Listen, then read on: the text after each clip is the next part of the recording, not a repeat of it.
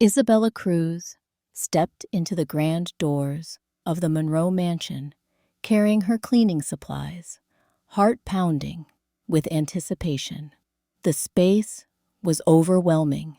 A spiral staircase, golden light from the chandelier, a sense of both awe and alienation.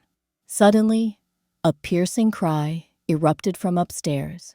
Isabella dropped her rag and ran up the stairs without thinking.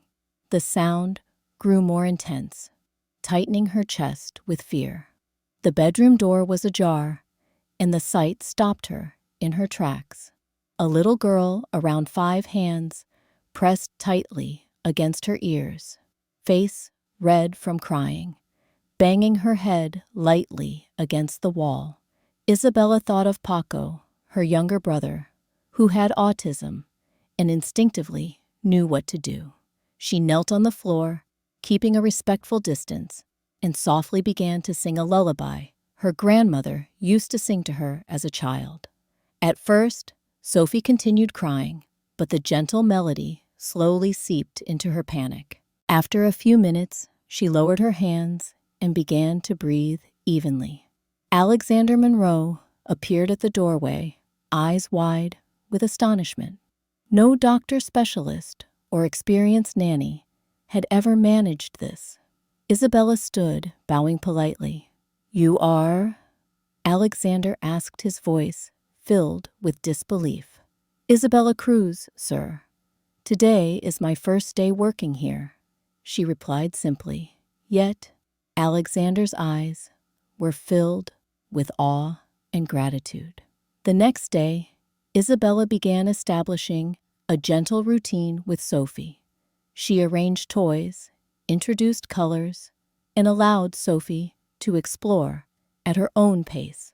Small milestones brought immense joy. Sophie started sitting closer to Isabella, following her around the house, even letting out small smiles when Isabella sang or pointed out a bird outside the window. Alexander watched from a distance, noticing the clear progress in his daughter. Margaret, the former nanny, quietly observed Isabella, silently, acknowledging her extraordinary ability to connect with Sophie. Everyday moments, building puzzles, reading books, learning colors, became the new rhythm of the mansion, bringing warmth and peace into their lives. One afternoon, the mansion gates opened, and Vanessa Clark, Sophie's biological mother, appeared, elegant, poised, but with a cold gaze. She demanded to see her daughter. "Alexander, I want to see Sophie right now," Vanessa said firmly. Alexander stood his ground. "Sophie needs time and love, not sudden demands. You abandoned her for 2 years." Vanessa smiled coldly, emphasizing her financial means and luxurious environment as reasons she should have custody. Isabella felt a chill. She realized the legal battle was imminent, and she would play a crucial role. The tension between emotional bonds and financial claims set the stage for a stormy conflict. Alexander worked tirelessly with Mr. Bennett, their lawyer, preparing evidence and legal strategy. Isabella continued caring for Sophie, but had to maintain distance to avoid jeopardizing the case. Sophie panicked when Isabella was away, crying and banging on doors. Isabella swallowed her tears, recalling all the moments she had cared for Paco, searching for courage. Alexander persuaded her, "We need you to testify. Just tell the truth. We trust you." Isabella nodded, heart racing. She knew that her love and patience were Sophie's lifeline. On the day of the hearing, Vanessa presented her case: financial stability, home environment, and a luxurious lifestyle. Alexander countered with evidence Vanessa had abandoned Sophie for 2 years. Only Isabella had provided consistent care and emotional support, helping Sophie progress each day. Isabella testified, voice trembling but sincere, "I am not Sophie's mother. but I have been by her side whenever she was scared, singing her to sleep and loving her with all my heart." Sophie walked toward Isabella and whispered, "Mama." The courtroom went silent. Alexander's eyes filled with tears. Vanessa went pale, and the judge straightened in his seat. The ruling Vanessa was unfit for custody.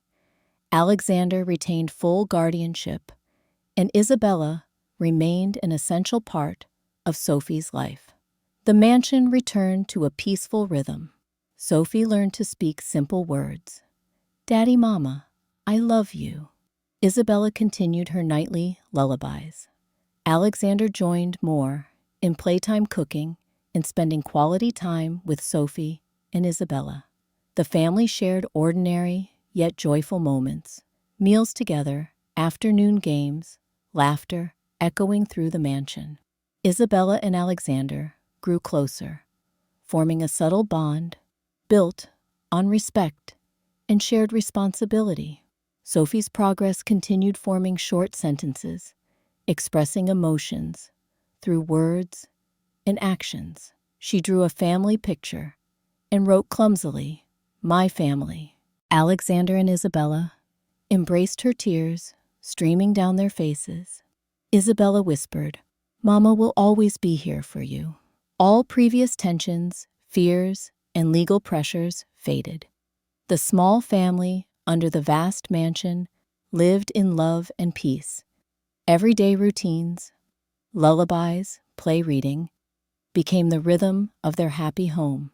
The story ends with the three together, Sophie asleep in Isabella's arms, Alexander holding both, looking up at the starry night sky. A new chapter full of hope had begun.